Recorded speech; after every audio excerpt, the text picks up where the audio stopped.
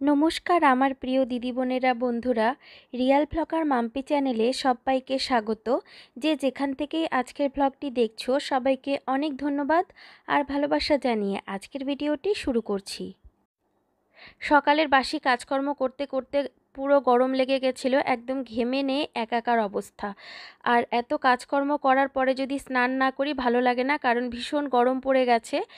আমাদের উত্তরবঙ্গে যদিও অনেক দেরি করে গরম পড়লো, কারণ অনেক দিন বৃষ্টিপাত হয়েছিল, তারপরে ঝোড়ো হাওয়া, বেশ ঠান্ডা ঠান্ডা একটা আবহাওয়া ছিল। কিন্তু এখন আর সেটা নেই, গরম তো পড়তেই হবে। তো সকালবেলা স্নান টান করে ফেলেছি, ঘরের কাজকর্ম সব শেষ, কিন্তু রান্নাবান্নার কোনো কিছুই এখনও জোগাড় হয়নি। আর তেমন একটা সকালের চাপও ছিল না, কারণ আজ রবিবারে তেমন একটা আমার সকালবেলা ঘুম থেকে উঠেই রান্না করতে হবে সেই চাপটা তো থাকে না, তোমরা জানোই। যার জন্যে ভাবলাম কাজগুলো একবারে যদি হয়ে যায় পরে আর আমার ঝামেলা থাকবে না। তো এখানে ব্রেকফাস্টের জন্য আয়োজন করছি। সকালবেলা তো অন্যান্য দিন আমার ভাত রান্নাটাই আগে থাকে, কারণ কেউ স্কুল থেকে এসে খাবে, কেউ আবার খেয়ে অফিসে যাবে। আজকে আর সকাল সকাল ভাত বসানোর তেমন একটা চাপ নেই, দুপুরবেলা খাওয়ার সময় গরম গরম ভাত রান্না করব। তো সকালবেলা ব্রেকফাস্টের জন্য দেখো, এখন এখানে ডালিয়া বানাবো। ডালিয়া কিন্তু আমি আজ খিচুড়ি বানাবো না, ডালিয়ার পোলাও বানাবো। তো শুনলে অনেকে হয়তো ভাবে ডালিয়ার পোলাও আবার কিভাবে বানানো যায়। তো খেতে কিন্তু ভীষণ ভালো লাগে, একদম ঝরঝরে ডালিয়ার পোলাও। দেখবে অনেক দিন যদি তুমি বাড়িতে না থাকো, বাড়িতে ফেরার পরে না কাজকর্মগুলো কেন যেন এলোমেলো হয়ে যায়, আমার তেমন হয়েছে। তো এখন আর কোনো কিছুই ফ্রিজে তেমন রেডি করা নেই। যেমন যখন আমি ঘরে থাকি আসলে, তখন কি করি, অনেক কিছু ফ্রিজে কেটে কুটে রেডি করে নিই যেন সকালবেলা আমার আর সেই তাড়াহুড়োটা না থাকে।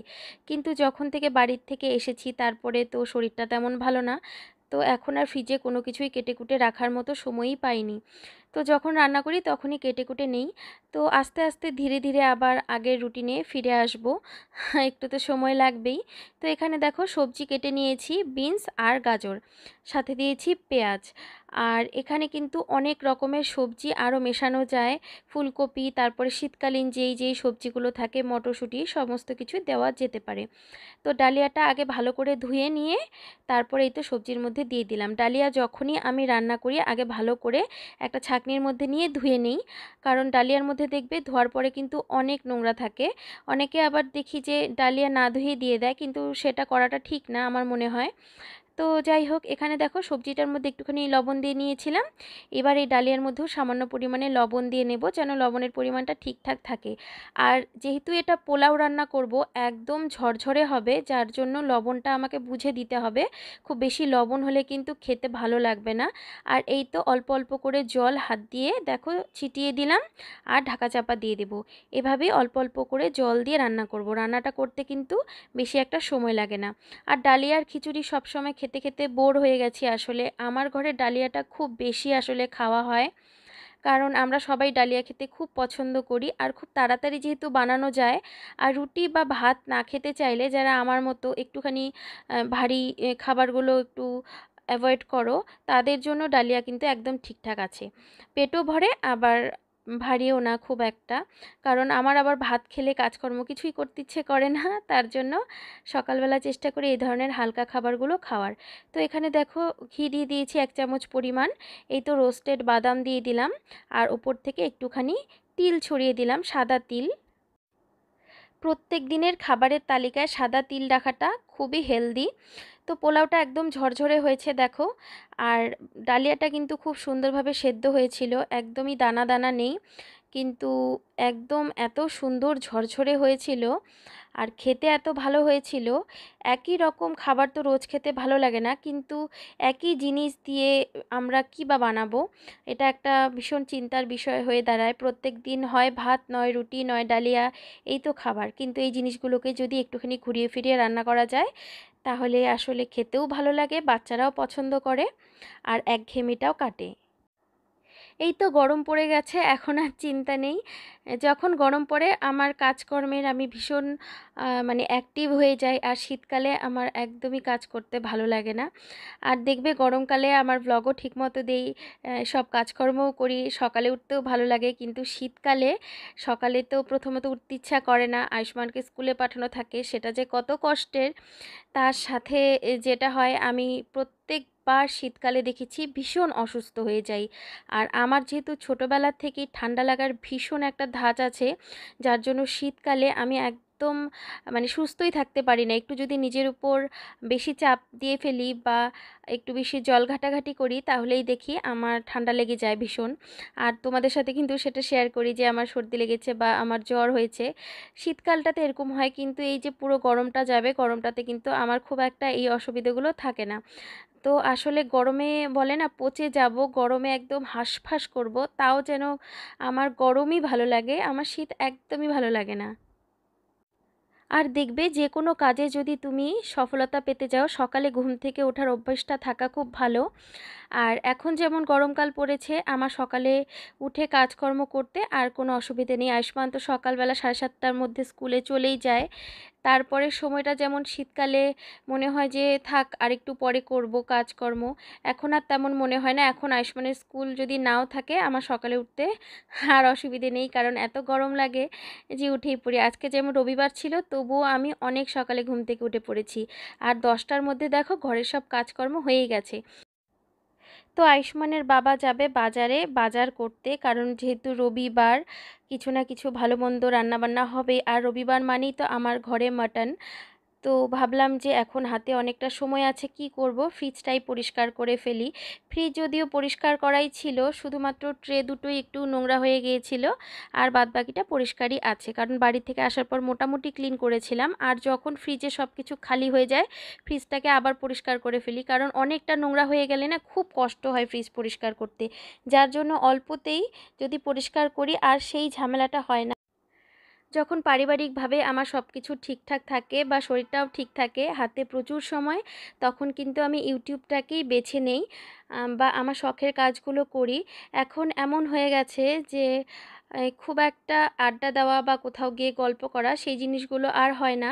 মনে হচ্ছে যত আর কি বয়সটা বাড়ছে বা যত পৃথিবীটাকে বুঝতে পারছি, তত কেন যেন বন্ধুবান্ধবের সংখ্যা বা মেলামেশার মানুষের সংখ্যা অনেকটাই কমে আসছে।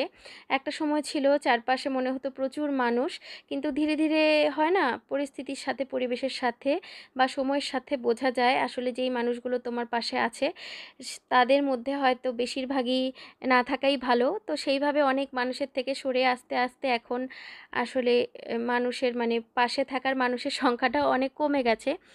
তো যার জন্যই সবসময় চেষ্টা করি একটু নিজের মধ্যেই থাকার, কারণ আমি এমন একটা মানুষ, কারো কাছ থেকে কোনো খারাপ কথা আমি শুনতেও পারি না, নিতেও পারি না আমার নিজের ওপর, বা কাউকে কোনো খারাপ কথা বলতেও পারি না। আমি সবসময় যেটা ইউটিউবেই হোক বা আমার রিয়েল লাইফে হোক, কিছু বলার আগে 10বার চিন্তা করি, বা এমন কোনো ভাষা বা এমন কোনো কথা বলি না যেটা শুনলে অন্যের আঘাত লাগতে পারে। কিন্তু হ্যাঁ, প্রতিবাদ বলে একটা ব্যাপার থাকে, যদি আমাকে কেউ আঘাত করে কথা বলে সেক্ষেত্রে তার প্রতিবাদ করার চেষ্টা করি, কারণ একটা কথা আছে না, তুমি যদি অন্যায় না করো, তাহলে তুমি যদি অন্যায়টা মেনে নাও, তাহলে তুমিও সমানভাবে অন্যায় করেছো। তো সেই অন্যায়টা আর কি নিজের উপর হতে দেই না, কিন্তু কাউকে কোনো খারাপ কথা বলে আঘাতও দেই না। আর আমার মনে হয় না কাউকে কিছু খারাপভাবে বলা বা কাউকে ছোট করে কথা বলার মধ্যে কী ধরনের শান্তি। আমি অনেক সময় দেখি, আমার সাথেও হয়েছে, হয়তো কেউ আমাকে কিছু বলছে, এমনভাবে কথাটা বলল, মনে হয় সেই কথাটা বলে সে অনেক পৈশাচিক একটা আনন্দ পেল। আমি ঠিক জানি না এগুলো করে মানুষ কী লাভ পায়। আমি নেচার ড্রয়িং করতেছি। তুমি পড়তে বসবে না? তোমার তো এক্সাম সামনে। 1 ঘন্টা ড্রয়িং করে তারপর পড়তে বসবো, পড়ার পর একটুখানি ঘুমাবো, তারপর উঠে আবার সন্ধ্যাবেলায় পড়তে বসবো। তারপর উঠে আবার পড়তে। একটা নেচার ওয়াটারফল ড্রয়িং করছি। আচ্ছা আচ্ছা আচ্ছা। এখান থেকে বরফের পাহাড়ের সাথে ফরেস্টও আছে আর আচ্ছা। ওয়াটারফল। ঠিক আছে, নাও তুমি তাড়াতাড়ি জুসটা খেয়ে নাও তো বাবা, তাড়াতাড়ি জুসটা খেয়ে নাও। আমি কোনোদিনও কোনো কিছুর বিনিময়ে প্রতিযোগিতায় আসলে নামতে পারি না। এই তো ইউটিউবে এতদিন ধরে কাজ করছি, তোমরা দেখছোই, কোনো কিছুতে প্রতিযোগিতা করি না। অনেক সময় হয়তো ব্লগ দিচ্ছি না, বা যখন সময় সুযোগ পাচ্ছি তখনই কাজ করছি। এমন নয় যে এটা আমার প্রতিযোগিতা, আমাকে এগোতেই হবে। হ্যাঁ, অবশ্যই এগোতে চাই, কিন্তু সেটা কোনো কিছুকে ছোট করে বা খাটো করে বা কাউকে কষ্ট দিয়ে নয়। আর সমস্ত সংসারের কাজকর্ম করে তারপরেই কাজটা করি, যেন আমার পরিবারের লোকজনেরও কখনো এটা না মনে হয় যে আমার কাজের জন্য ওদের খুব অসুবিধে হয়ে যাচ্ছে।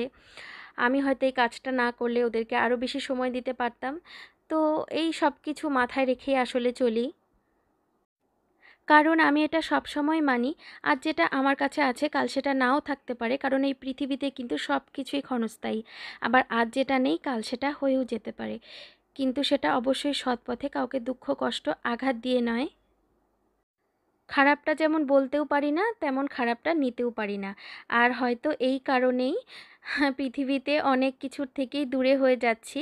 আর বেশ ভালোই লাগে নিজের একটা জগতে থাকতে, কোনো কিছুর মধ্যে কোনো খারাপ কথা, খারাপ শোনা, এসবের থেকে একটু দূরে থাকা, নিজের মতো নিজে কাজকর্ম করা, নিজের সংসারের কাজকর্ম করা, নিজের ভালো চিন্তা করা, সন্তানের ভালো চিন্তা করা, এই তো, এর থেকে আর ভালো কিছু হতে পারে না। তো এই তো কাজকর্ম করতে করতে দেখো দুপুরের রান্নাও কিন্তু আমার প্রায় হয়েই আসছে। আজকে যেহেতু রবিবার, মাটন তো হবেই, তো মাটন রান্না করেছি। আর এত গরম পড়েছে, ভাবলাম হালকা পাতলা একটা সবজি করি। তো এই তো ঝিঙে দিয়ে এখানে রান্না করছি পোস্ত। ভাবলাম যে আলু দেব, তারপরে মাটনের মধ্যে তো বড় বড় করে আলু দেওয়া হয়েছে, তাই আলু ছাড়াই করলাম। আলুটাও কিন্তু বেশ গরম। তো আর রবিবারে মাটন হবেই আমার ঘরে। যতই আমি না বলি তোমাদের দাদাকে যে মাটন খাবো না, ও বলবে না, সানডেটাতে একটু কনসিডার করো। তো এই তো, আর এখানে দেখো পোস্তটা কিন্তু হয়ে গেছে। আর খুব ভালো লাগে এরকম হালকা পাতলা খাবার খেতে গরমে।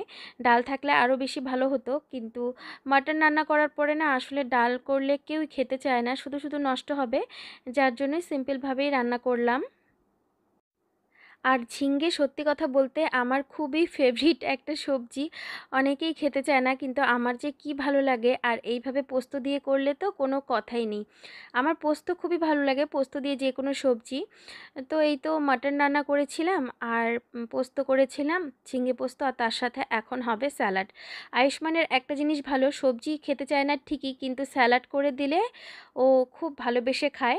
তো যার জন্যই রোজই খাবারের তালিকাতে স্যালাডটা রাখার চেষ্টা করি। তো এখানে দেখো শসা, পেঁয়াজ একদম ঝিরিঝিরি করে, আর তার সাথে টমেটো কেটে নিয়েছি। একটুখানি সর্ষের তেল দেবো যেন টেস্টি হয়, টেস্টি হলেই বাচ্চারা খেতে চায়, নয়তো দেখবে ওরা হেলদিটা খুব একটা বোঝে না, টেস্টিটাই বেশি বোঝে। তো এখানে সামান্য পরিমাণে রক সল্ট দিয়ে দিলাম, এবার মিক্সড করে নেব। আমার এই ধরনের ভিডিওগুলো বা আজকের ব্লগটা যদি তোমাদের ভালো লেগে থাকে, প্লিজ একটা লাইক করে দিও। তোমাদের একটা লাইক পরবর্তীকালে ব্লগ বানাতে আমাকে অনেক বেশি মোটিভেট করে। তোমাদের যদি মনে হয় ইউটিউবে আমি একটুখানি জায়গা করে নিই, তাহলে আমার চ্যানেলটা তোমরা সাবস্ক্রাইবও করতে পারো, চাইলে ব্লগগুলোকে শেয়ারও করতে পারো। রান্নাবান্না করতে করতে এই তো দুপুর গড়িয়ে গেল, প্রায় 2টোর মতো বাজে। এখন সবার প্রথমে আয়ুষ্মানকে খাওয়াবো, পরে আমরা দুজন খাবো, কারণ রবিবার দিন তোমাদের দাদার আবার অনেক কাজ থাকে। ছেলেদের যেটা থাকে, শেভিং করা, এটা ওটা, তারপরে স্নান করতেও অনেকটা সময় লাগাবে। তো যার জন্যে দুজনে একসাথেই খাবো। এই একটা দিনই দুপুরবেলা সময় পাই দুজনে একসাথে খাবার, তাছাড়া তো বাকি দিনগুলো দুপুরে আমি আর আয়ুষ্মানই থাকি। তো এই তো এখন আয়ুষ্মানকে খাইয়ে দেবো। আমি খাইয়ে দিব না, তুমি একা খাবা? একা খাবে? আসো। আমি এখানে খাচ্ছি। না, এখানে বসো, ওখানে ভাত পড়বে, এখানে টেবিলে বসো।